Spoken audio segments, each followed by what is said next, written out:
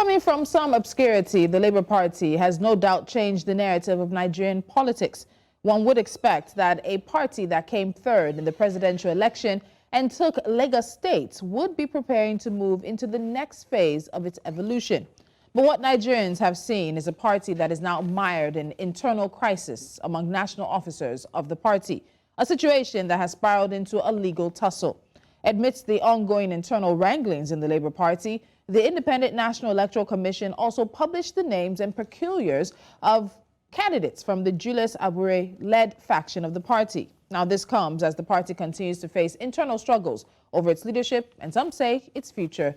The Lamidi Apapa faction of the Labour Party has also called for an investigation into the party's presidential candidate, Peter Obi, and other individuals who could be allegedly working to prevent the inauguration of President-elect Bola Tinubu on May 29, 2023.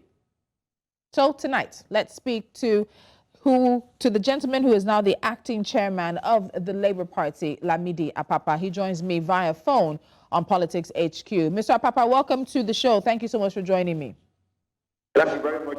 Good evening. So let's start with this, because Nigerians have heard a lot about factions and factionalized when it comes to the Labour Party. So while a high court of the FCT has dismissed the objection raised by the Julius Abure and 3 other national officials of the party against the suit that was seeking their sack over alleged forgery and corrupt practices, you've been described as a factional leader. Mr. Apapa, do you consider yourself just a chairman of a faction of the party, or do you consider yourself to be the party's substantive, at least acting chairman? Well, right now I'm the substantive acting national chairman of the party. The issue of factionalization does not arise at all. This is because what we are the genesis of this matter has nothing to do with factionalization of the party.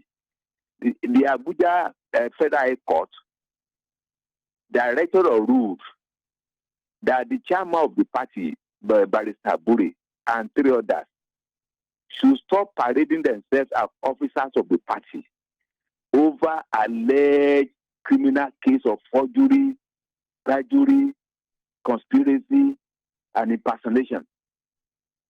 And it is very, very simple. The Labour Party concern is so clear on this, that for whatever reason, if the chairman of the party is unable to play his role, the deputy chairman of the party should take over in acting capacity. And that's exactly what I've done. The problem we have now is because Abure refused to step aside. And I equally told him that the point I'm making now, I am on a rescue mission of the party. If I fail to do this, it will affect the prospect of the party.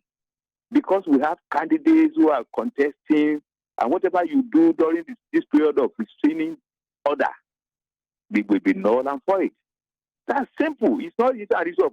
If the person is the one that is causing factionalization, he's feeding people with lies. With lies. Mr. Papa, you say you're on a rescue mission for the Labour Party. What exactly are you rescuing the party from? Pardon? You say you're on a rescue mission for the Labour Party. What are you rescuing the party from? Yes. Why I use the word rescue is because during this period, we have primaries, governorship primaries in Bayelsa, Imo, and Kogi State. And if Aburi happen to write documents concerning the primaries, opposition party will just begin to watch and catch on that if any one of them emerges as governor of their various states. I use the word being rescue mission because if I fail to do that, it will affect them after the election. That's why I use the word rescue mission. So let's look at those elections that you mentioned that are coming up, because just this weekend, about 2 or so days ago, the Independent National Electoral Commission actually recognized candidates that were associated with the Julius Abure faction, allow me to use that word, of the party, as those that will participate in the November 11th governorship elections in Kogi, Bayelsa, and Imo State. Does that concern you at all? Are you going to contest the emergence of these individuals as representatives of the Labour Party for these elections? Definitely, we are going to contest it in court. Because immediately before these directives, INEC was given for development. With that in mind, if INEC has to recognize those that supervise, INEC has also committed a contempt of court. So we are going to challenge that in court. There's no problem.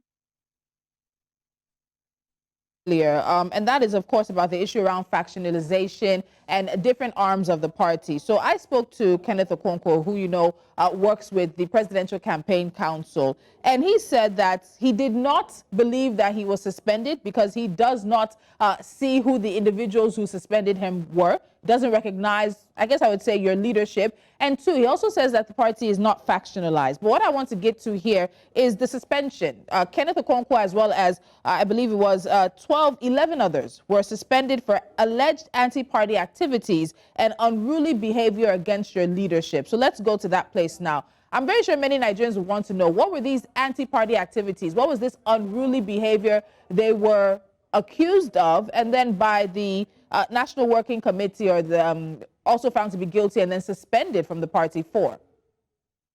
Let me state the point. Now, the point is that the next meeting was held in Asaba. And this next meeting was supervised by a chairman that has been asked not to parade himself as the leader of the party. Whatever they do at that level is illegal. Because you cannot build on illegality and assume that what you have done is legal. That is why anybody who's at that meeting, except anyone that we decided to pardon, because of acting out of ignorance. Like, if you remember, I don't know whether you are in Bauchi, we even said our governors, our presidential candidate who attended that meeting has been pardoned. Because if he knows that Aburi has been asked not to parade himself as the chairman of the party, and he allowed him to direct the party's meeting, and he attended the meeting, and he confessed at that meeting that he's a person that he knows, despite the fact that he's aware. So what I'm saying is that whatever happens at that meeting is illegal, and it is not void. By the time that meeting was convened, I was the only person who can direct the affairs of the party as the acting chairman of the party. So that's why I say anybody who attends the meeting there is committing an anti-party. That's the definition of anti-party. Whatever you do contrary to the directive of the leadership of the party in a legal way is anti-party. So interesting enough, you say that the governors who were present there, that you've also, of course, you've lifted their suspension, or at least you've let them out of the suspension. But don't you find it interesting that it seemed that almost all the states, I apologize, I said governors, leaders, party leaders, I beg your pardon, all the state party leaders, almost all the state party leaders were present at this other party meeting, including the presidential candidates of the Labour Party, Peter Obi. Isn't that interesting and reflective of how they feel about your leadership? Let me tell you one funny thing about the illegality. If a whole Nigerian commits illegality, that does not legalize what they have done wrongly. Thousands of people can commit illegality. That does not mean because of the number that they are right. So I'm telling you this, that whatever they do there is illegal. Because if they have violated the court order, what type of definition do you still want them to regard it as being illegal? I am saying this because for clarification, some people follow somebody stupidly.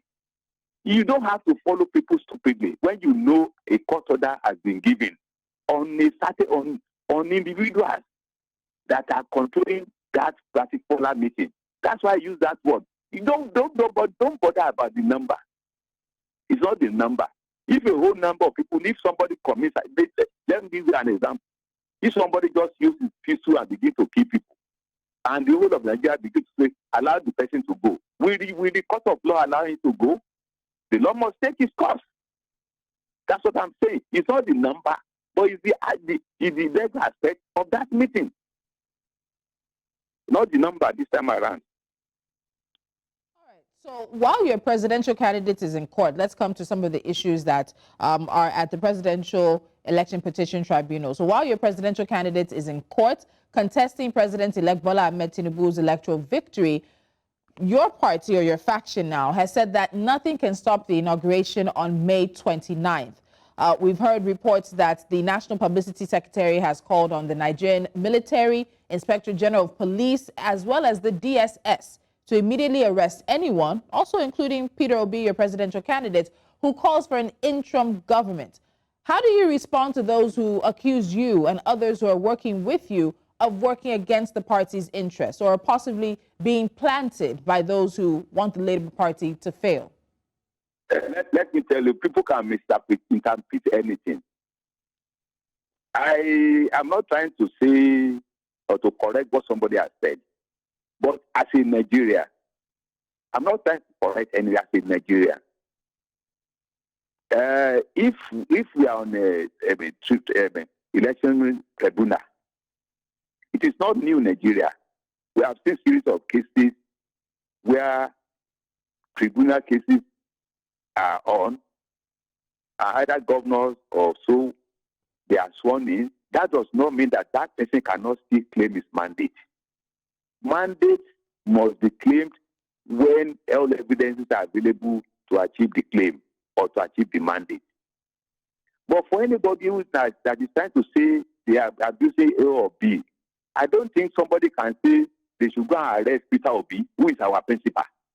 It was misinterpreted. It was misinterpreted. The point he was trying to make was that interim government is an aberration. But for our own, if we now produce a candidate and we try to support the candidate, is that reasonable for us? If Obi is now made the president of Nigeria, are we not going to get more chance in that government than following another party? I am telling you, it was misinterpreted. The point is that this process continue, and our mandate that is that we are pursuing that, because we all believe when you are about it, we said on Obi's mandate we stand. What else do they want? What else do they want? Nobody is saying that he should be arrested. Why? Why should he be arrested? For asking for his mandate. It's nothing but misinterpretation. Okay, we'll leave that at that. So let me ask you, when was the last time you spoke to the Labour Party's presidential candidate, Peter Obi? What's your relationship with him? Well, I told you last time when I was asked to say something about that. I said, the day I called him, he did not pick the call. But the word of when I spoke with him last, we've not been speaking before, because as Deputy National Chairman of the party, we don't have we are not bound to be speaking with him, since we have somebody who relates with him, who now communicates his position to the entire National Governing Committee. I'm not bound to be speaking with something personal to discuss with me. But party affairs, he passes information to the National Chairman, and we get this information to the National Chairman, to the entire member of the National Working Committee. So that is the way it is. That is the way it is being run. I think Nigerians will find that quite interesting, Mr. Apapa. So I think this might also require some clarification on your part as well, or maybe it is about interpretation. But it was also reported that after that Federal High Court judgment in Abuja, you've asked the lawyers representing Peter Obi as well as the party to come and brief you within the next 48 hours. So that was on Friday. Today is Monday. Is there a clarification to be made on that? Was that what you requested of Peter Obi and the party's lawyers? Fill us in. Take us through what's going on in that regard. Let me go on straight. Let me go straight to the point there. Ordinarily, this issue is not a personal issue. It's not an individual issue. When we talk of Labour Party and our presidential candidate, Labour Party gives out the ticket to our presidential candidate. and our job will work together, because without the party, there's no candidate. Without candidate, there's no party. So there is no way we cannot work together. But before, when there was argument about whether I'm the acting chairman or not, but at that court, when the court disallowed their request, it is now incumbent on me to demand for how far they've gone at the tribunal, because otherwise it will amount to the direction of my own responsibility. And that's why I said, instead of now begin to worry myself, come and tell me how far you have gone. And if they refuse to tell me, I'm not going to kill myself from that. But nobody will blame me for asking and for their failure not to respond. I have played my own role. Come and tell me how far you've gone. If they say no, that I have no authority over them, I will overlook it. There's no problem, but the whole world has known that I have said this. So I'm going to ask you, so are you refuting the reports that say that if the lawyers do not come to see you, if Peter Obi does not come to see you within a certain time period, that you will replace the lawyers representing the Labour Party at the tribunal? Are you refuting those reports right now? That is not true. That's not true. Right now, they have not failed to see me. Yesterday, I had series of meetings with elders of the party, and they are working on that. For me now to say they fail to do this when they have not failed, I think that is abnormal. What do you think the future of the Labour Party is? There are many people who came to the party because of Peter Obi. Given the situation currently and the fact that you've said you have not personally spoken to him, if there are any issues, he passes it through certain individuals and it gets to you. There are Nigerians who are right to ask about the intricacies of your relationship with the party itself and the potential for the party to move beyond this. What do you think that potential is? Well, let me tell you about there's no party that has no crisis in Nigeria. How you handle crisis determines the type of person you are. I have not seen a party in Nigeria that has no crisis one time or the other. And I want to tell everybody that this crisis we are facing now, we make it stronger at the end of the day. There are no difficulties so far, because there is no way, if somebody believes in rule of law and another person is believing in rule of law, definitely there's conflict.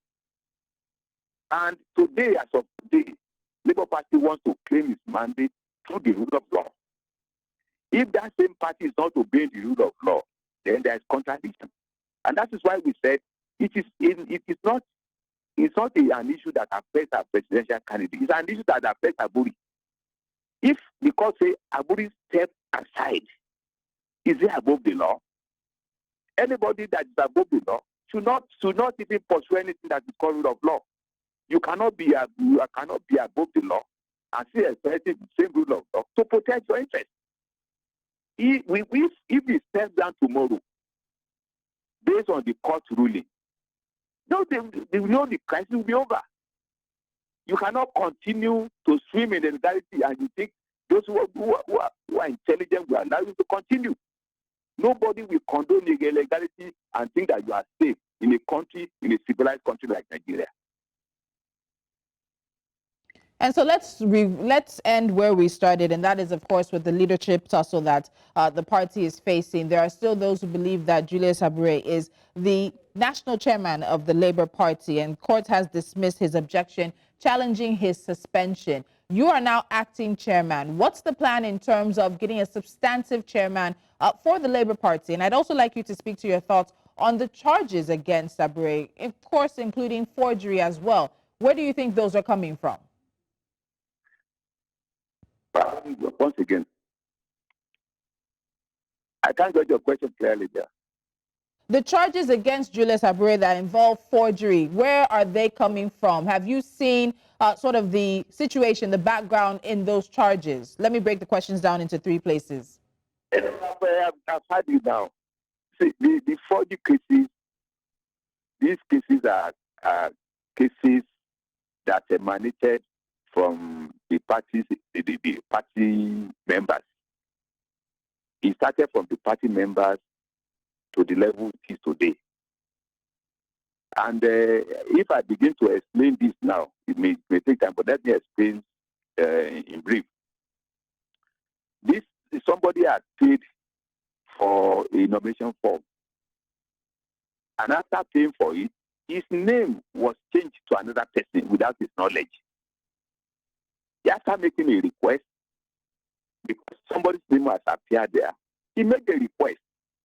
And during the inquiry, it was clearly known that the person who replaced him now made confessional statement how he got the ticket.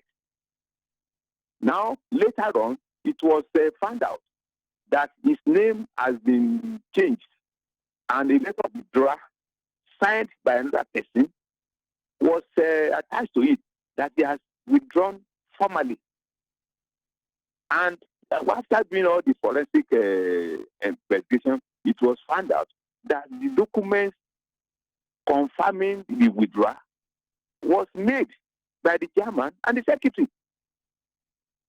So not only that, court documents, court affidavit was also forged. And I want to tell you this, I want to tell the whole world today, has he ever spoken against that allegation? Since you have been talking to Abu, has he ever spoken to you that he did or denied that allegation? I hate things that people will begin to divert from the real situation and begin to pursue shadow. Somebody has been alleged for this. Up to today, has not spoken against that. Instead of speaking to that, he started engaged in blackmailing and inciting people against us. In a civilized society where we believe in the rule of law, he has never spoken against that. Instead of saying that Tinubu is using that, so what value am I going to add to Tinubu's victory now? What value am I going to add to his vote? Am I a judge? What value am I going to add to it? He should face the reality. He should face the charges against him. That's the point I'm making. All right, Lamidi Apapa, we'll leave it at that for now because of time, but there does seem to be many, many questions that Nigerians continue to have, particularly as it pertains to the leadership tussle. And we also know that Julius Abure has said he's going to challenge the decision of Justice Muazu Hamza and says he does not believe he will get fair hearing in the judge's court. So we'll be seeing how all of this plays out. Mr. Apapa, thank you so much for joining me on Politics HQ. Thank you so much. I'm grateful. All right.